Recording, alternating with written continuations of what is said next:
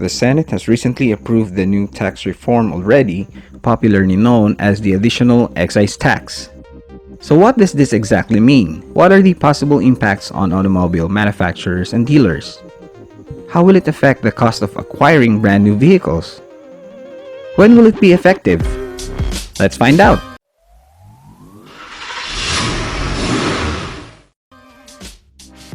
The House of Representatives of the Philippines, after the second and third readings, has passed the administration's tax reform package last May 31st. House Bill 5636, which will be known as the Tax Reform for Acceleration and Inclusion or TRAIN bill, was approved by the House of Representatives after the Philippine President gave it a certification of urgency. When TRAIN is passed as law, it will increase excise taxes on commodities, including automobiles. Senator Sonny Angara, chairman of the Ways and Means Committee, is suggesting that the revenues that will come from the proposed increase in automotive excise taxes can be used to resolve issues that the country's public transportation system is experiencing. To name a few, it can be used to fix the MRT and LRT, as well as used to subsidize the Public Utility Vehicles Modernization Program. So what is an excise tax?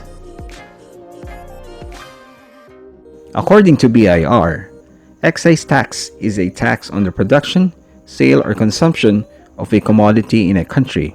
It is applicable on goods manufactured or produced in the Philippines for domestic sale or consumption for any other disposition, and on goods imported. There are two types of excise taxes. First is a specific tax, which is based on weight or volume capacity or any other physical unit of measurement, while the ad valorem tax, which this is where the new bill falls under, refers to the excise tax which is based on selling price or other specified value of goods or articles.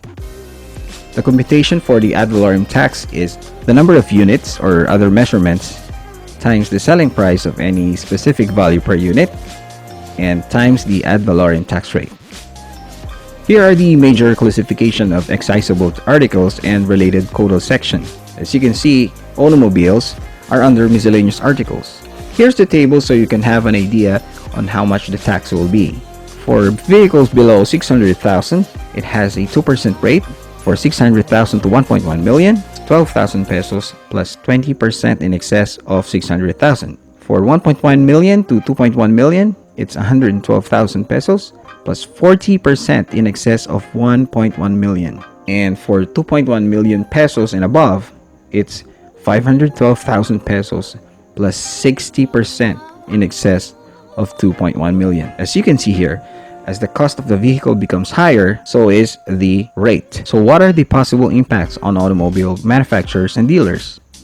Since the cost to acquire new vehicles will increase, the dealers are projecting a 20 to 30% decline in sales for the next 2 years. People's buying cycle will be longer since they will probably keep their current vehicles for an extended period. This may affect jobs due to cost-cutting practices to cope up for the lost revenues. So how much will the prices of cars increase after the additional excise tax is applied? The Department of Finance has released its own suggested retail prices, or SRPs, of the common models. Here's the sample list. The new SRPs are computed as net manufacturer's price plus excise tax plus value-added tax or VAT. As you can see here, on the affordable segment, the increase is quite negligible, about 2%. But going on to the more premium segment, it's a totally different story. A theoretical 20 million luxury car will have an increase of a whopping 36%. Crazy. So when will the law take effect?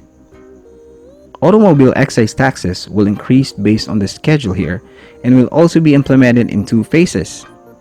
The first will take effect on January 1st, 2018, while the second phase will take effect on January 1st, 2019.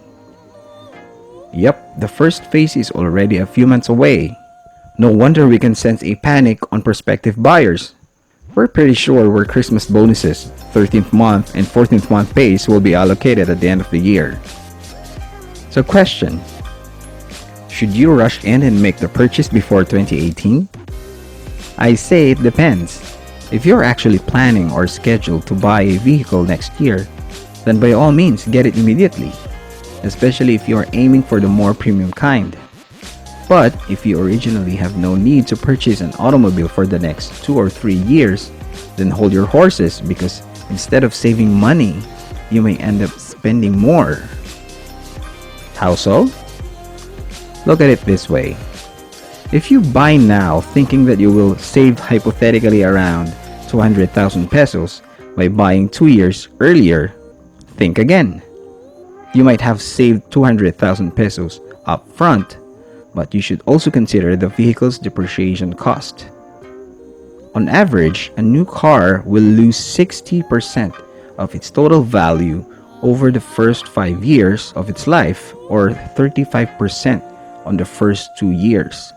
So if you bought a 1.6 million pesos SUV this year, in 2 years' time, the estimated value will lose 560,000 pesos.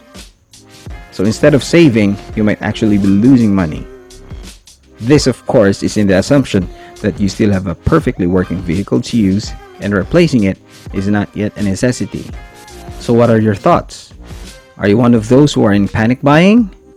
Share your opinion on the comments below.